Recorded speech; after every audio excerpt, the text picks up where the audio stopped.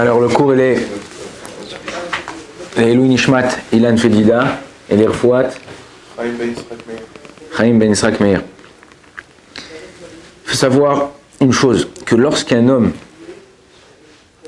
il fait une Messirut Nefesh, on va expliquer c'est quoi Messirut Nefesh, il fait un don de soi pour quelque chose, pour une mitzvah, pour un tzaddik. Cette mitzvah, ce tzaddik, il le protège tout au long de sa vie. Il le protège tout au long de sa vie. Ça veut dire quoi?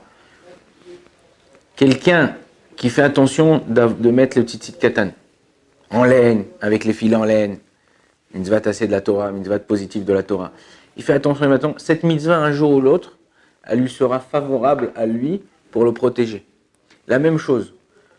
Moi je connais des gens à Paris qui ne sont pas très très religieux. Et ils ont la émouna en tzadikim, mais tu dis c'est pas possible, c'est Avodazara qui presque Chas Veshalom. Mais non, c'est émouna pshuta, qu'à chaque fois qu'il fait quelque chose dans sa vie, qu'il entreprend quelque chose, si c'est pour ses enfants, si c'est pour l'étude de la Torah, si c'est pour se marier, si c'est pour faire une affaire, Bimir Balanes, et il prie, ou par exemple Rabbi Yitzhak Abu Chatzera, ou Baba Saleh.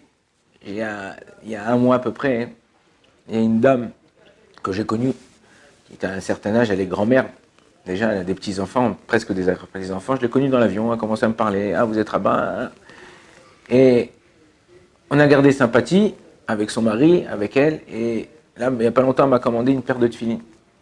Et elle vient de temps en temps, elle a un appartement à Natania, mais elle habite à Paris. Quand je suis venu, elle dit, elle a embrassé les tefilines, elle a dit, et toute sa vie, quand elle fait quelque chose, elle allume. Je suis parti, elle m'a dit, voilà, tiens, une bouteille d'arak, il y a votre baba salé. Ces gens qui ont la émouna, le tzaddik, et qui font des choses pour le tzaddik, il garde ces gens-là. Ça veut dire quoi le tzaddik? Le tzaddik, on dit comme ça, il y a la Gemara dans Masechet Brachot, Daf Yutret, souvenez-vous, Yutret c'est quoi? Chai. Chai, il y a écrit les tzaddikim, ils sont vivants de leur mort, et les rechaim, ils sont morts de leur vivant. Pourquoi? Parce qu'un tzaddik, après qu'il soit mort, il est plus limité par la peau, par le corps. Sa neshama, elle est partout. Et pourquoi je vous raconte ça? Parce que cette semaine dernière, il y a un homme qui avait l'air, aux yeux de tous, un homme simple, comme toi, comme moi, comme lui, et qui avait des midotes extraordinaires et qu'en général, il a réussi à faire en un laps de temps très court ce que des gens n'ont pas réussi en un laps de temps très long dans leur vie à faire. Ce garçon-là, il s'appelle Ilan Fedida.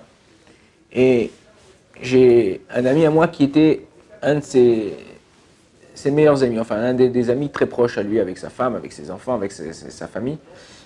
Et il m'a raconté comme ça. Lui, Ilan Fedida, Zichrono Livracha, il s'est amouraché du Orach Chaim HaKadosh. Il a commencé à étudier le Orach Chaim HaKadosh. Il a appris, moi j'essaye d'avoir toujours le Orach Chaim HaKadosh.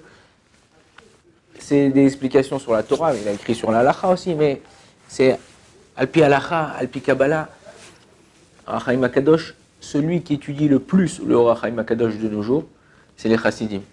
Chassidim, tu vois, avec le Streimel, les péotes, les chaussettes sur le pantalon. Alors que l'Orach Chaim HaKadosh, c'est un Marocain. Orach Chaim HaKadosh, il est du Maroc. Il y a des histoires extraordinaires sur Orach Chaim HaKadosh. Et il a enterré à Razetim, ça, Iloula, c'est Tet Vav ou Tet Zayin Tammuz. Et lui, il a entendu qu'il y avait une synagogue du Orach Chaim HaKadosh dans la vieille ville. Et il a dit, je vais donner de l'argent pour qu'on puisse rouvrir cette synagogue. Et qu'elle puisse être payée là, les gens puissent aller prier, qu'il y ait un minyan. Et il a payé une certaine somme, ils ont ouvert la synagogue. Il dit, maintenant que j'ai ouvert la synagogue, il faut que j'écrive un Sefer Torah. Et je ne vais pas écrire un Sefer Torah, un grand Sefer Torah, je vais écrire un petit Sefer Torah. Qu'on puisse amener partout, qu'on puisse mettre dans le Echa, qu'il puisse être bien gardé. Et il a écrit le Sefer Torah, enfin il a fait écrire le Sefer Torah. Quand c'est que le Sefer Torah a été terminé? Le jour où il est décédé. Le jour où il est décédé, le Sofer il appelle. Allô, bonjour, il ne savait pas, il est en Israël le Sofer, il est en France. Oui voilà, j'ai terminé le Sefer Torah, vous voulez le récupérer quand? Il dit mais... Zichrono Livracha. Il est parti, il est décédé. Il a dit quoi? Pour le Orach Chaim HaKadosh. Alors là, je ne veux pas dire de bêtises.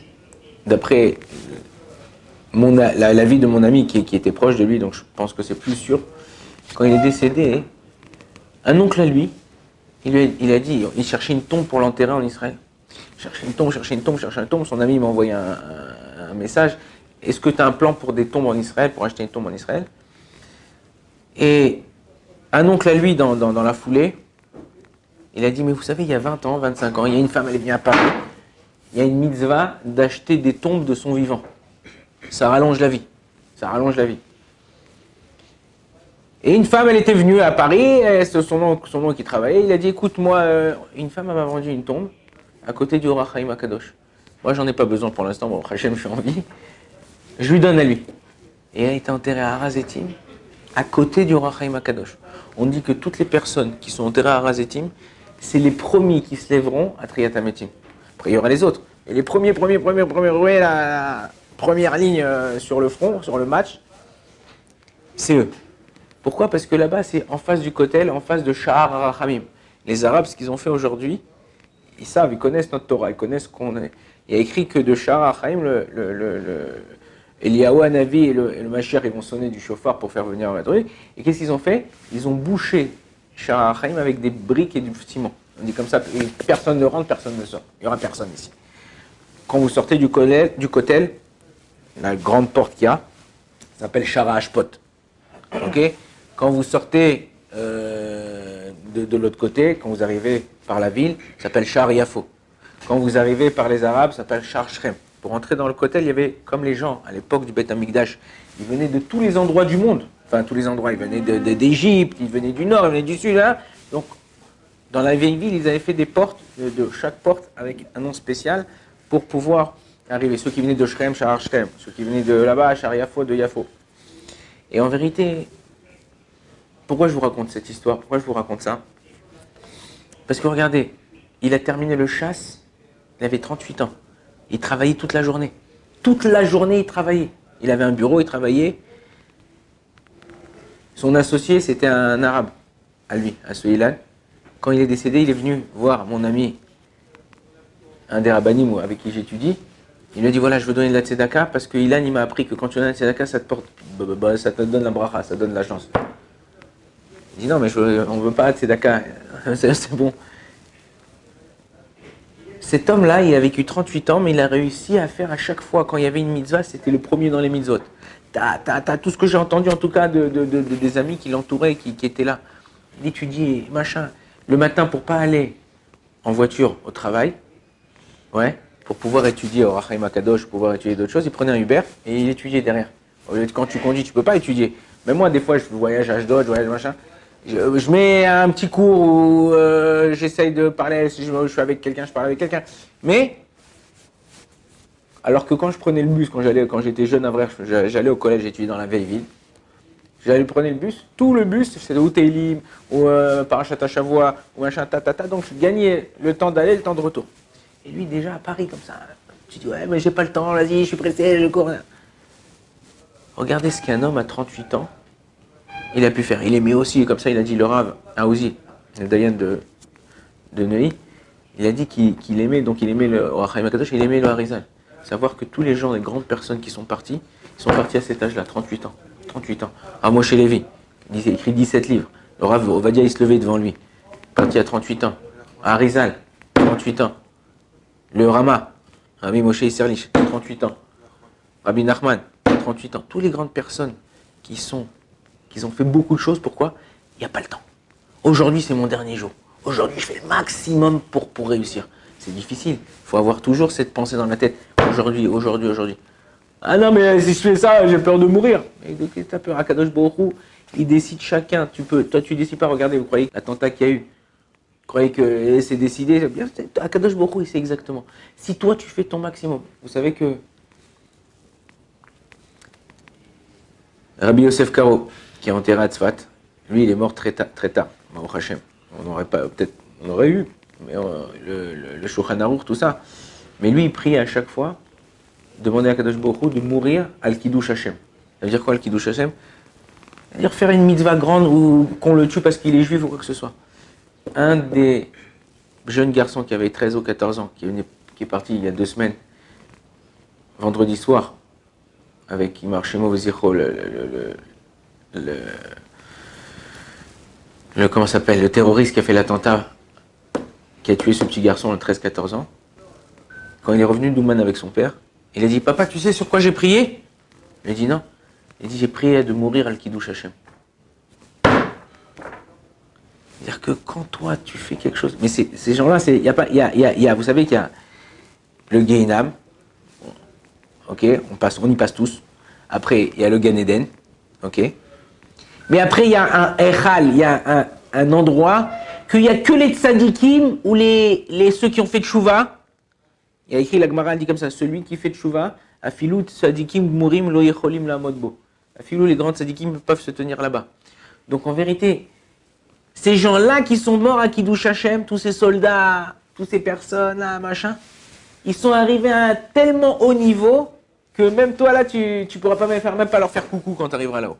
Pourquoi? Parce que toute leur vie, ou quand ils sont morts, c'était les Maran Hashem pour Akadosh Baruch Hu. Alors nous, on n'est pas des fanatiques, on n'est pas des comment ça s'appelle ceux qui se font exploser là, des kamikazes ou machin. Nous, on veut la vie, on veut la Torah, on veut les mitzvot. Si après, dans ce qui se passe, il arrive qu'on a une certaine façon d'être ou de terminer notre vie, ça c'est Akadosh Baruch Hu qui décide. Mais nous, on doit faire le maximum. Une fois, il y a un type, il a dit comme ça. Il a dit, moi, j'arrive tous les jours à mettre mon maximum. Pourquoi? Parce que je pense qu'aujourd'hui, c'est le dernier jour de ma vie. Et la mitzvah qui se présente devant moi, c'est la seule mitzvah que j'ai à faire aujourd'hui. Quand tu penses comme ça, tu dis, bon, aujourd'hui c'est le dernier jour, c'est-à-dire demain, il n'y a pas demain. La mitzvah que, et voilà, je suis en train d'étudier, mais non, il n'y a que ça. Je ne réfléchis pas, je dois faire mon passeport, je dois payer le machin. Le truc. Tu termines ton limoud, qu'est-ce que je lave à bas? Step by step, étape par étape. Si tu arrives à faire comme ça, chaque jour de ta vie, il prend une essence, il prend une proportion qui est disproportionnée par rapport à ce qu'il y a. Vous savez, c'est quoi l'exponentielle? Vous avez fait des maths. Ouais. Exponentielle, c'est quoi? C'est une courbe qui monte de façon, pas d'une façon croissante, mais petit à petit, l'oiseau fait son nid, pas doucement, doucement, mais il monte d'une façon croissante, d'une façon d'un coup. Elle monte d'une façon... c'est ça qu'on doit... Un juif, il doit être comme ça. Essayer à chaque fois, alors, pas de brûler les étapes, faire chose étape par étape, se fixer des petits buts qu'on arrivera à respecter. Aujourd'hui, voilà, combien ça vous prend de temps? Alors la paracha de cette semaine est un peu longue, mais au niveau de l'Urashi. Tous les semaines, moi c'est comme ça, je vous dis, quand je suis arrivé en Israël il y a 26 ans, j'ai étudié, je faisais des études d'ingénieur, et le soir j'avais un petit temps pour l'étudier. Tous les soirs, maintenant c'était très dur, j'avais pas l'hébreu, j'ai étudié avec des Israéliens, j'avais pas vraiment l'hébreu. J'avais un dictionnaire à côté de moi, j'avais acheté un nouveau chumash, avec un Rashi qui me plaisait comment il était écrit, et tous les soirs, je faisais la montée du jour. Dimanche, lundi, mardi avec Rashi. Et c'est comme ça que j'ai appris plein de mots. J'écrivais au crayon, je me rappelle, au-dessus des mots. Ah, ça veut dire comme ça. Ah, ça veut dire comme ça. Tu peux étudier à quelqu'un. Tu marques à chaque fois. La même chose pour la Gemara. Si vous faites comme ça, vous avez, après 1 an, tu ne peux pas savoir quel vocabulaire vous avez acquis et appris dans vous tous les jours. Ça, c'est pour le Rashi. Mais tu as pour la Gemara, en araméen. Tu as pour tout ce que vous étudiez. Aujourd'hui, si tu veux, je sais pas, moi j'étais pas, à l'époque ça commençait les ordinateurs, mais moi j'étais pas, jusqu'aujourd'hui je suis pas très pro. Ceux qui écrivent à l'ordinateur ou qui écrivent avec le téléphone, tu apprends quelque chose, fais-toi des petits fichiers, tu mets tes trucs que tu viens d'apprendre. Et tu verras qu'au bout d'1 an, tu auras écrit un livre. Et un livre de quoi? De rien, de petits trucs à chaque fois, petits chidushim que tu as appris, petits machins, tout ça. C'est important. On dit, le Rav Vadia il disait comme ça, Kne lecha chaver. C'est quoi Kne lecha chaver? Achète-toi un ami. Ouais. Et il dit Kne, c'est aussi la chaîne Kane. Kane, c'est ce qu'on écrivait avant. On écrivait avec un roseau. On taillait le roseau, on écrit. Kane, ce roseau là, cette plume, ce que tu vas écrire, ça c'est ton ami. C'est ça que tu à chaque fois écrire. Le Rav Vadia, vous croyez quoi? Que tous ces livres qu'il avait, Chazon Novaya, Yabiya Omer, Maor Israël, Yechavedat, Ilchot Olam, Tous les livres, tu peux remplir trois étagères dans ta bibliothèque avec les livres, rien qu'avec les livres du Rav Vadia. Pourquoi? Parce que chaque ridou, chaque chose, il prenait, il révisait, il écrivait, il changeait, tac, tac, tac, tac, tac, tac. Et en vérité, c'est ça qu'on doit faire. Tu veux, les gens qui laissent quelque chose derrière eux, c'est pas l'argent, c'est pas les vignes. Je suis en train de m'occuper de l'Oalénou, l'Oaléchem d'un couple. Des millions. Chaque enfant, il va avoir entre 8 et 10 millions de shekels d'héritage. Et ils se battent. Non, ça c'est ma part, ça c'est ta part. Divorce, ça truc, ça c'est mon terrain, c'est mon truc. Et purée, mais votre père, vous croyez qu'il a fait ça pour ça? Pour que vous tapez toute la vérité? Si votre père, il savait ça, il aurait tout pris avec lui. Il aurait tout brûlé, il aurait tout donné, il aurait tout machin. Le plus important, c'est d'être ensemble, être unis, d'être Ish Echad, un seul homme, essayer à travers les traits de caractère des autres, de s'aimer, d'être ensemble, Si on arrive à faire ça, on sera un des, vous savez, dans les montres automatiques ou même dans les montres, il y a des montres avec le cadran transparent. Et on voit ce qui se passe derrière la montre. Et ça tourne. Chaque roue, chaque petite, comme ça dit une roue, chaque petite engrenage, tout petit comme ça, il a son rôle. Tu casses une dent, toute petite, de cette montre. La montre, elle va retarder, elle n'arrivera pas à l'heure. Chaque engrenage, il est important. Chacun d'entre nous, on représente ce petit engrenage. Toi, tu es à la yeshiva, toi, tu es au travail. Chacun, on y aide l'autre, il aide l'autre. Et si toi, tu arrives à faire ça, alors toi, tu seras un des engrenages qui fera venir le Mashiach. Baruch Adonai, l'olam, amen, amen.